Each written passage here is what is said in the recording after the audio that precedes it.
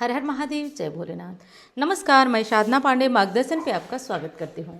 दोस्तों, आज हम जानेंगे पूर्णिमा, जो ज्येष्ठ मास में पड़ने वाली हमारी जो पूर्णिमा है वो बहुत विशेष होती है।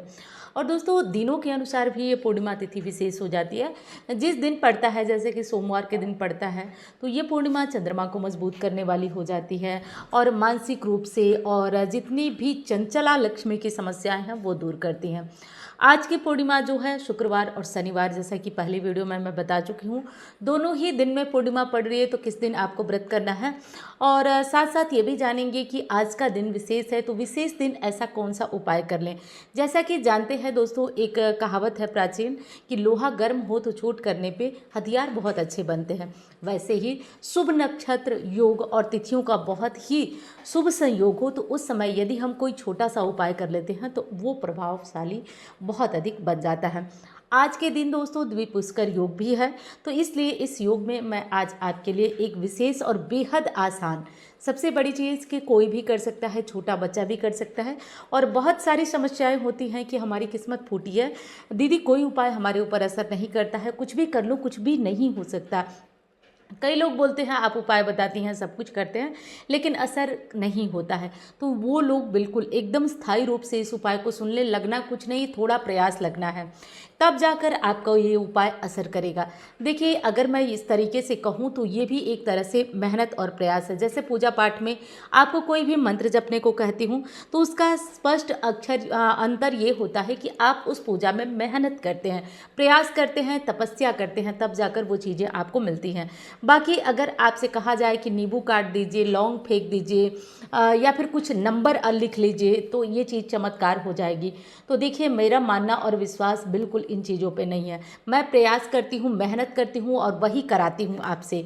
तो निश्चित रूप से आपको बता रही हूँ कि वीडियो को ध्यान से सुनिएगा। कुछ आज बहुत विशेष आपके लिए लेकर आई हूँ, बताई पहले से भी हूँ, लेकिन आज अगर आप इस शुभ संयोग में, द्विपुष्कर योग में अगर आप इस उपाय को कर लेते हैं तो बहुत ही विशेष हो जाता है आपके लिए। चलिए, ये तो हो गई पहले की बातें कि आप बातों को समझ सकें। विशेष बात कर लेती हूँ दोस्तों कि चलिए, हमें जो करना है वो पूर्णिमा दोनों ही दिनों में पड़ रही है, शुक्रवार और शनिवार। शनिवार की पूर्णिमा जो है उदया तिथि की है और शुक्रवार की जो पूर्णिमा है पूरे दिन की पूर्णिमा है। ऐसे में मैंने नियम वगैरह सब कुछ बताया है आपको। सबसे पहले तो आप जान लें कि सबसे पहले आप गंगा स्नान करेंगे। अब बार बार कहती हूँ कि गंगा स्नान का पुण्य हर बार लीजिए, हर अमावस्या, हर पूर्णिमा लीजिए। मत इंतजार करिए कि साल में एक बार आप मेहनत करके गंगा नहाने जाएंगे, ऐसा कुछ नहीं करिए। आप अपने घर में बाल्टी में गंगा जी को स्मरण करिए, गंगा जल डालिए और उससे स्नान करिए। हो सके तो आप थोड़ी सी हल्दी या काले तिल भी डाल लीजिए, कुछ एक डालिएगा, दोनों चीज़ एक साथ मत डालिएगा। इसे डालकर आप विधिवत स्नान करिए, हर हर गंगे बोलते हुए। स्नान करने के बाद सबसे पहले आप सूर्यदेव को जल देंगे। सूर्यदेव को जल दीजिए, हो सके तो आज उस जल में आप काले तिल ज़रूर डालिएगा, सूर्यदेव को जो जल देंगे आप।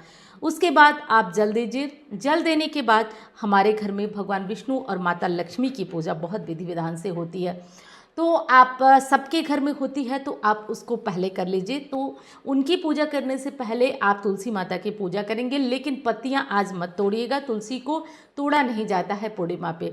इन चीज़ों का हमें ध्यान ज़्यादा देना है।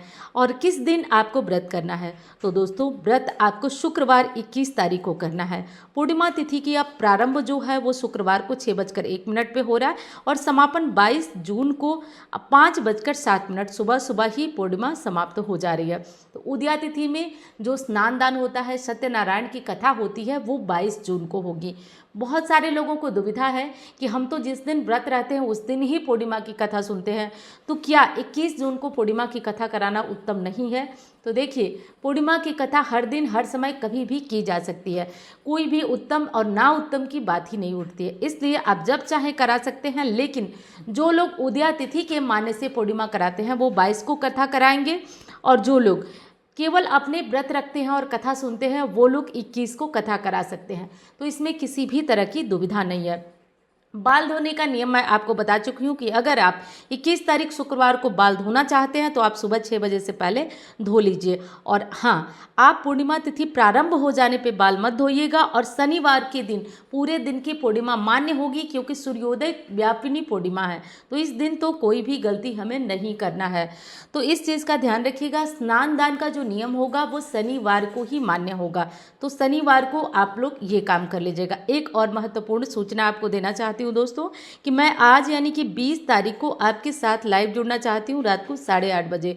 तो अगर समय हो तो आप लाइव में आ सकते हैं और आइएगा, मुझे बहुत अच्छा लगेगा। एक और विशेष बात बता देती हूँ, जब मैंने ये तिथि बताई उस तिथि को आप स्क्रीनशॉट ले लीजिए, भूलिएगा नहीं। दूसरी चीज़ आपको बता दूँ दोस्तों कि आप जो है वीडियो को थोड़ा ध्यान से सुना करिए। मैं आगे या पीछे में वीडियो में कोई बात बोली रहती हूँ और उसी तरीके के प्रश्न आते हैं, तब मन में बहुत तकलीफ होती है कि आप लोग वीडियो को पूरा नहीं सुनते हैं। तो प्लीज़ थोड़ा समय लगेगा, लेकिन आप वीडियो को सुना करिए। करना क्या है, देखना तो है नहीं। आप इस वीडियो को सुन भी सकते हैं, सुनने से ही आपको नॉलेज मिल जाएगा, तो आप ऐसा ज़रूर कर लीजिएगा, क्योंकि प्रयास और मेहनत आपके द्वारा ही सफल होगा। तो आप लोग थोड़ा सा सहयोग बना के रखिएगा। जल्दी जल्दी वे वीडियोस देखेंगे। आपको इतना तो लिख के देती हूँ, गारंटी देती हूँ कि अगर आप 6 महीने भी वीडियोस को फॉलो कर दिए तो बहुत सारी चीज़ें और बदलाव आपके जीवन में स्वयं देखने को आएगा। लेकिन जिस तरीके से कमेंट आता है, मुझे नहीं लगता है, मुझे लगता है बहुत कम लोग ही वीडियो को ध्यान से सुन पाते हैं, क्योंकि आधी अधूरी लोग देखने वाले बहुत ज़्यादा हैं, तभी इस तरह के कमेंट आते हैं जो मैं वीडियोज़ में बोली रहती हूँ। तो समय हो तो ऐसा ज़रूर करिएगा। मैं उम्मीद करती हूँ आप मेरी मेहनत को भी समझ सकेंगे और चैनल को सब्सक्राइब भी करेंगे। और हाँ, वीडियो अच्छी लगे तो लाइक भी करना मत भूलिएगा। चलिए अब अपने मुद्दे पे चलते हैं।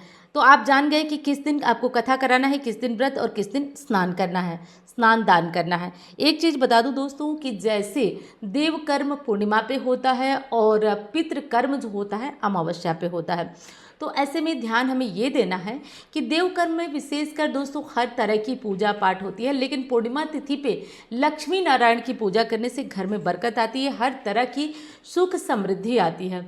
तो क्या करेंगे आप अपने घर में पूजा करते हैं, कथा कराते हैं, सत्यनारायण की कथा करते हैं तो अच्छी बात है, नहीं तो आप ब्राह्मण के मुख से सुनना चाहते हैं तो कथा जो है इसी मार्गदर्शन चैनल पे मैं और आप दोनों 8 साढ़े 8 बजे के करीब कथा को बहुत ही आराम से पंडित जी के मुँह से सुन सकते हैं। तो आप लोग थोड़ा सा कथा के लिए प्रयास करिएगा, चैनल पे आके थोड़ा सा देखते रहिएगा। वही 8 से 9 के बीच कथा प्रारंभ हो जाएगी, तो ज़रूर सुनिएगा। और जब भी कथा में शंख बजती है, आप बिल्कुल मौन हो करके और भगवान विष्णु का ध्यान करते हुए अपनी मनोकामना करिएगा। दोस्तों, ये आजमाया हुआ उपाय है। आप जिस मनोकामना के लिए आप भगवान से प्रार्थना करेंगे, जब कथा में शंख वगैरह बजती है तो आप देखेंगे कि आपकी इच्छाएं शीघ्र ही पूर्ण होने लगती हैं। निश्चित रूप से ये धरती पे कितना भी कलयुग है, लेकिन काम हमारा पूर्ण होने लगता है। आप करके देखिएगा ये उपाय। अब मुख्य चीज़ मैं बता देती हूँ कि आपको आज वट पूर्णिमा भी है, तो जो लोग वट सावित्री का व्रत करेंगे वो भी करेंगे, और जो अमावस्या में वट सावित्री की पूजा वगैरह नहीं करते हैं वो लोग भी आज के दिन वट पूर्णिमा, वट सावित्री जो भी हो कर लें।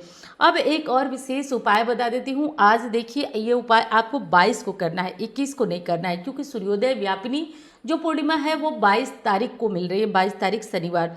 हमें क्या करना है कि एक लोटे में थोड़ा दूध और जल लेना है। आप प्रयास करिएगा कि ये उपाय जो है आप लगभग 9:30 के पहले ही कर लें। और कब से करें तो लगभग 7-8 से लेकर 7 बजे, 8 बजे से लेकर 9:30 के बीच कर लीजिएगा। अधिकतम 10 बजे, 10 भी मत बजने दीजिएगा, 9:30 के बीच कर लीजिएगा। आप एक लोटा लीजिए, लोटे में थोड़ा दूध डालिए और दूध के साथ उसमें 3 तरह का मीठा डालिएगा। थोड़ा शहद डालिएगा, थोड़ा गुड़ डालिएगा, थोड़ा मिश्री या चीनी डालिएगा। तो ये 4 तरह की लगभग 5 चीज़ें हो गई। एक दूध हो गया और 3 तरह का मीठा हो गया और एक पानी हो गया। तो 5 तरह की चीज़ें आप ले लीजिए एक लोटे में। और हाँ दोस्तों, ये बता दूँ आपको कि मैं 100% कहती हूँ ना, 110% ये उपाय आजमाया हुआ है। बस करिएगा आप लोग। और करना यह है कि आप इस उपाय को करते समय आप हो सके तो लाल रंग का कपड़ा पहन लीजिएगा और कोई पुराना पीपल हो, इस चीज़ का ध्यान रखिएगा। तभी ये उपाय, मैंने 110% दावा किया है ना, तो मैं भी यहीं इसी चैनल पे हूँ, आप लोग भी हैं। आप करके हमको बताइएगा। 2 महीने के अंदर अंदर आपको चमत्कारी, मतलब फूटी से फूटी किस्मत हो, उसमें भी बदलाव दिखने लगता है। यदि आपको नौकरी नहीं मिल रही है, यदि आपका व्यवसाय नहीं चल, मतलब अगर आपका पैसा किसी ने ले लिया है या आप कर्जे में दब गए हैं तो आप इस काम को करिएगा। चलिए, तो ये 5 तरह की जो 3 तरह की मिठाई, दूध और पानी एक लोटे में आपको ले लेना है, भर लेना है और इसे लेकर आपको पुराने पीपल की तलाश करना है जहाँ पूजा होती है। उस पीपल की पूजा मत करिएगा जहाँ पे घंट वगैरह, घंट का मतलब जो मृत्यु के बाद एक मटका बांधा जाता है, वैसे पीपल की पूजा मत करिएगा। जहाँ पूजन वगैरह होता है वैसे पीपल को तलाशिएगा। थोड़ा पुराना होगा तो अच्छा, बहुत अच्छा रिजल्ट देता है। उसके बाद आप वहाँ जाइएगा और पूर्व की तरफ मुंह करके खड़े हो जाइएगा और आप अपनी सीना यानी हृदय के बराबर हाथ करिएगा। जैसे हम सूर्य नारायण को जल देते हैं तो अपने मस्तक से ऊपर लोटा ले जाके देते हैं, लेकिन जब आप पीपल की पूजा करेंगे तो आप अपने हृदय, अपनी छाती के बराबर पे लोटा करके और दोनों हाथ लगा करके माँ लक्ष्मी का कोई भी मंत्र जो आप जानते हो या जो आप जपते हो, और जो लोग नहीं मंत्र जप पाते हैं, जैसे हमारी माताएं हैं जो बिल्कुल नहीं जानती हैं मंत्र, उनको दिक्कत होती है, तो आप लोग केवल माँ लक्ष्मी बोलते हुए या नारायण बोलते हुए आप वो मीठा जल आप पीपल में गिरा दीजिएगा। और ध्यान रखिए, उसके बाद आपको परिक्रमा वगैरह कुछ नहीं करना, बस हृदय के बराबर, और वहाँ पे आप अपने दोनों हाथों से स्पर्श करके पीपल को आप प्रार्थना करिएगा कि हे माँ लक्ष्मी मेरे घर चलिए, मेरे घर चलिए माँ लक्ष्मी, ऐसा बोलते हुए आप जो है अपने घर आए। ध्यान रखें, जब आप घर आएँ तो घर में मतलब मंदिर जाने से पहले, पीपल के पास जाने से पहले आपके घर की पूजा हो गई होनी चाहिए और आप एक दीपक जला के जाइएगा, चाहे तिल के तेल का या घी का, जला के जाइएगा। और आप घर जाते आते टाइम जैसे रास्ते में कोई काम लेके मत जाइएगा कि जैसे कोई काम है तो दुकान से ये सामान लाते हैं, वो सामान लाते हैं, इनसे बात करके उनसे मिलके, ऐसा कुछ मत करिएगा। आप केवल और केवल और प्रयास करिएगा कि पूरे जितना आप रास्ते में आ रहे हैं, माँ लक्ष्मी मेरे घर चलो, माँ लक्ष्मी मेरे घर चलो, ऐसा बोलिएगा। और घर में प्रवेश करते समय आप ऐसे भाव से आइएगा कि जैसे आप किसी को साथ में ले जाते हैं ना कि चलिए आप चलिए, तो वैसे ही उनको घर में ले आइएगा। माँ लक्ष्मी को अपने मंदिर में हाथों से इशारा करिएगा, जैसे आप किसी को बैठाते हैं इशारा करिएगा कि माँ बैठिए। उसके बाद थोड़ा सा धूप दीप दिखा लीजिए, माँ से प्रार्थना कर दीजिए। यदि श्री सूक्तम जानते हैं, कनक धारा जानते हैं तो आप 2 पाठ 3 पाठ कर लीजिए। उसके बाद आप अपना पूजा वगैरह खत्म करिएगा। दावा करती हूँ, गारंटी देती हूँ कि 1 महीने में इसका बहुत ही चमत्कारी फल मिलता है। आप लोग करके देखिएगा, आप लोग को विश्वास और भी तगड़ा हो जाएगा प्रभु पे। आप लोग ऐसा ज़रूर करिएगा। और पहले मैंने ये उपाय बताया था, लेकिन थोड़ा सा इस उपाय में मैंने बदलाव किया है, क्योंकि जैसे मैं कुंडली देखती हूँ, लोगों को कुछ विशेष बातें बताती हूँ और वो बातें बहुत ज़्यादा असर करती हैं, तो उसके लिए उसको मैं अपने लिए, दोस्तों जब मैं ये सब बताने में बिल्कुल भी भेदभाव नहीं करती हूँ, तो उम्मीद करती हूँ कि आप लोग भी एकदम से इस उपाय को करने में किसी भी तरह की कंजूसी मत करिएगा, बिल्कुल कर ही लीजिएगा। तो ये सारी विशेष बातें हैं। और हाँ, आप माँ लक्ष्मी के लिए हर पूर्णिमा इस उपाय को कर सकते हैं और इसी विधि से करिएगा। कोई भी इसमें बदलाव मत करिएगा। रास्ते में आते टाइम मतलब कोई ना टोके तो बहुत बेहतर होता है, अगर कोई टोक देता है तो उपाय थोड़ा सा खंडित ही माना जाता है। इसलिए ध्यान करिएगा, प्रयास करिएगा कि ये सारे उपाय आप लोग कर लीजिएगा। अब एक चीज़ और तो मैं बता ही चुकी हूँ कि मैं लाइव आ रही हूँ। और अब चलिए मैं मिलती हूँ आपसे अन्य वीडियो में। धन्यवाद। हर हर महादेव। कमेंट बॉक्स में भोलेनाथ का नाम खूब लीजिएगा। हर हर महादेव।